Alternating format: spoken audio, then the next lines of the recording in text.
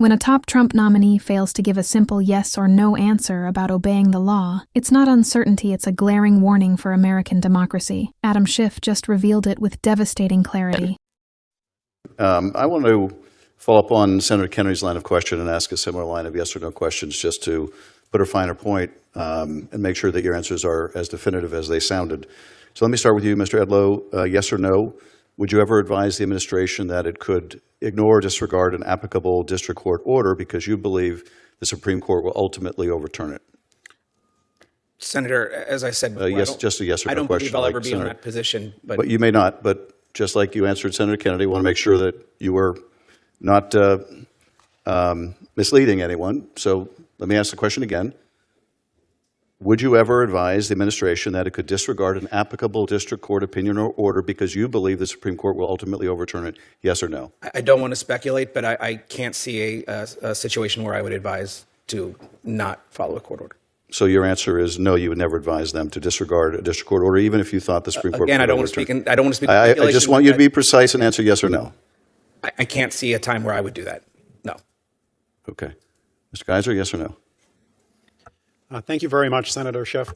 I would advise clients to follow court orders. Even if you believe the Supreme Court would ultimately overturn the district court? Well, Senator, as far as... Yes or no?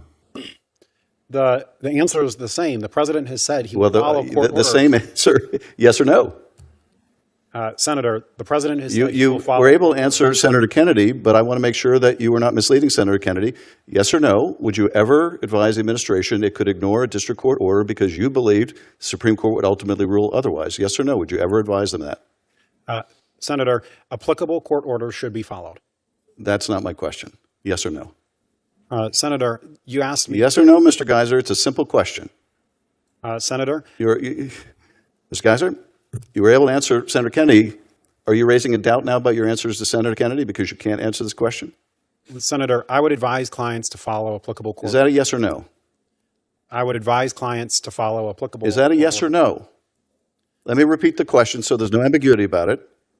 Would you ever advise the administration, you're going to be, if you're confirmed heading the Office of Legal Counsel that helps determine whether actions are lawless or lawful, would you ever advise the administration that it could ignore an applicable district court opinion or order because you believed the Supreme Court would ultimately overturn the order? Yes or no? Now, Senator, if I'm confirmed to lead the Office of Legal Counsel, all right, I would... You're not answering the question. So I guess the answer is to Senator Kennedy, you just might advise the administration to ignore a district court order. How about you, counsel? Thank you, Senator Schiff. In my role as director, I am not asking yes or no. Well, I would thank you. I wish to clarify. I'm not, if confirmed, a director. I'm not acting in a legal capacity at all. I'm part of the executive agency branch, and therefore would not be advising clients on any aspects of that. Well, would it be appropriate in your view for anyone else among legal counsel to do so? In general, court orders should be followed and respected. There are situations which I recall back from law school. I guess you're not able to answer the question either. Counsel, how about you? Senator Schiff, thank you. I mean, I agree. I don't believe it's appropriate to address this hypothetical. At the Department of Justice, so you want to revise your answer to Senator Kennedy then? That is, there may be circumstances where you advise the administration to disregard a district court of opinion because you believe the Supreme Court might rule otherwise. Is that your opinion? As a lawyer, the answer is it depends. Okay, thank you. Then we'll make sure Senator Kennedy is aware that you just might, it depends, advise the administration to ignore court orders. Senator, let me ask another question. Mr. Geiser, would you agree that it would be unlawful for the president to accept a gift from a foreign state without the consent of Congress? Would you agree that's unlawful? Well, thank you for that question, Senator. Yes or no? Whether something is lawful or not, I would always want to look... I'm just asking you a simple question. Is it unlawful for the president to accept a gift from a foreign state without the consent of Congress? Very simple question. Senator, as a lawyer, I would always give my... I'm not asking you for a preamble, just yes or no.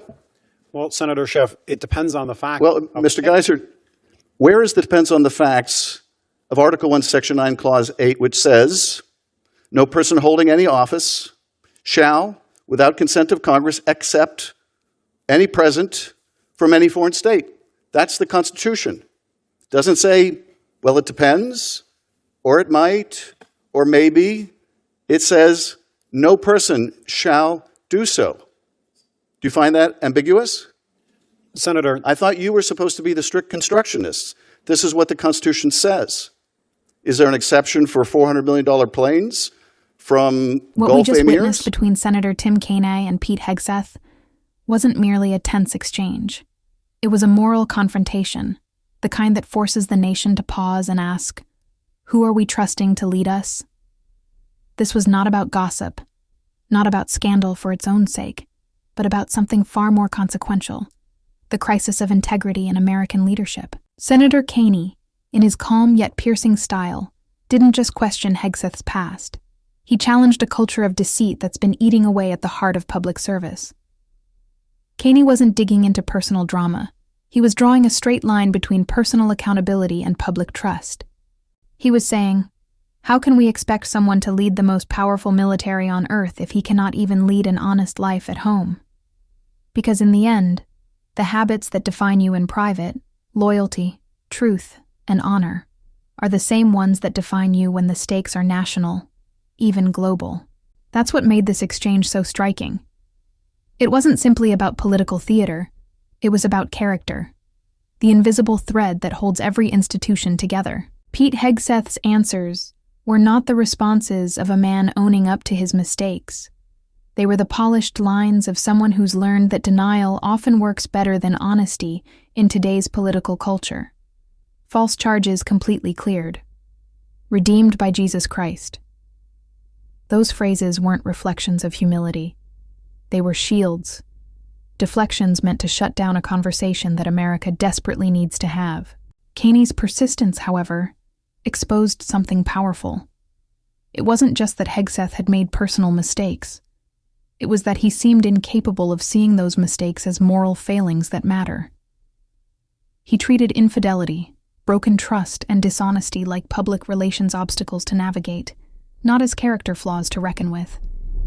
And here's where this story grows larger than one man's scandal. It's about a culture that rewards evasion over accountability, branding over integrity, and performance over truth. In this environment, image matters more than honesty, and moral reflection is replaced by the desperate pursuit of public approval. This isn't just about Pete Hegseth, it's about the political ecosystem that rewards this behavior. Over the last decade, particularly under the MAGA movement, we've witnessed a redefinition of morality itself. It's no longer about truth or principle. It's about loyalty to the tribe. The goal is no longer to lead with conviction, but to survive with allegiance. Say whatever you must to stay in power, even if it means warping the moral compass that once guided American leadership.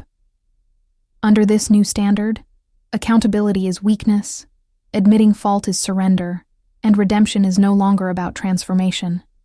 It's about rebranding. We've reached a point where the phrase, "I was redeemed," has become code for, "I won't take responsibility." What Senator Kaine did in that hearing was quietly revolutionary. He reminded the country that moral leadership is not a partisan issue. It's the foundation of public trust.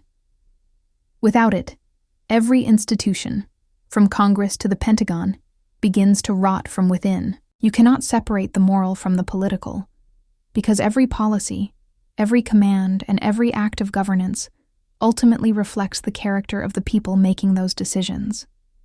And this matters profoundly when we're talking about the Department of Defense. The Secretary of Defense doesn't just manage budgets or strategies. He sets the tone for the culture of an entire military. If that tone suggests accountability doesn't matter, then neither does discipline. If it suggests personal integrity is irrelevant, then what does service even mean anymore?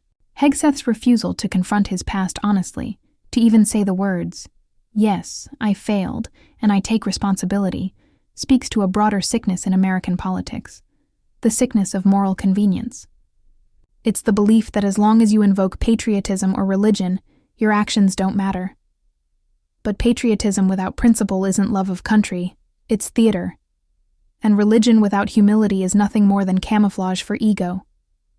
What Senator Kaine did was force a conversation that America desperately needs to have. Not about one man's private life, but about the kind of example we set for those who serve. for young Americans watching this hearing, for future leaders learning what power should look like.